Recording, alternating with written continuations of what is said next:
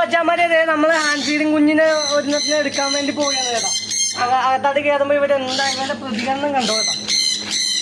അക്കു പറഞ്ഞു അക്കു ഹലോ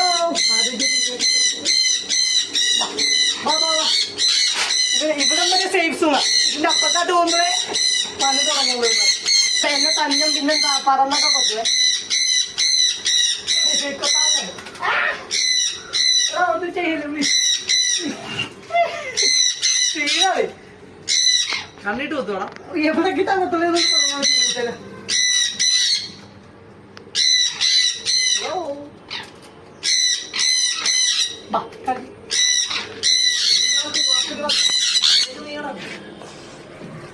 രണ്ട് കുഞ്ഞുണ്ട്.